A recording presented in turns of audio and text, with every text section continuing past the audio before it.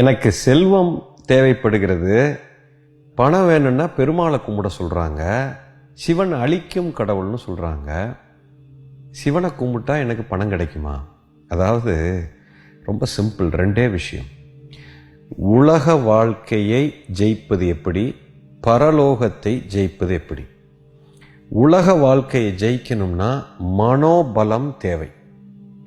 பரலோகத்தை ஜெயிக்கணும்னா மனம் தாண்டிய நிலையில போய் அந்த பரத்தோட அனுகிரகம் தேவை. இந்த சுருக்கமாக என்ன சொல்வோம், இந்த உலகத்தை ஜெயிக்கிறதுக்கு மனதின் சக்தி தேவைப்படுகிறது. அதைத்தான் மனோ லயம் என்று சொல்வோம். பரலோகத்தை ஜெயிக்கணும்னா மனோ நாசம், மனம் தாண்டிய நிலை, அதுதான் சிவத்தன்மை.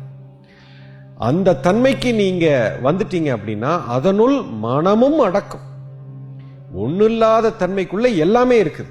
ஆனா ஏதோ ஒரு தன்மை மனோலயத்தில் சிவன் அடங்காது. அப்ப அந்த சிவத்தையே நீங்க வழிபட்டீங்கன்னா மனதையும் ஜெயிக்க முடியும், பரலோகத்தையும் ஜெயிக்க முடியும். பெருமாளை வழிபட்டா இகலோகத்தை மட்டுமே ஜெயிக்க முடியும், பரலோகத்தை ஜெயிக்க முடியாது. ஸோ பரத்தை விரும்புவன், அந்த அல்டிமேட்டையே நீங்க பிடிச்சிட்டீங்கன்னா இகலோகத்தை ஜெயிக்கிறது ரொம்ப ஈஸி. அதனுள் இது அடக்கம். ஏன்னா மனம் என்ற ஒரு விஷயமே அந்த வெறுமைக்குள்ளதான் அடங்கி இருக்கு.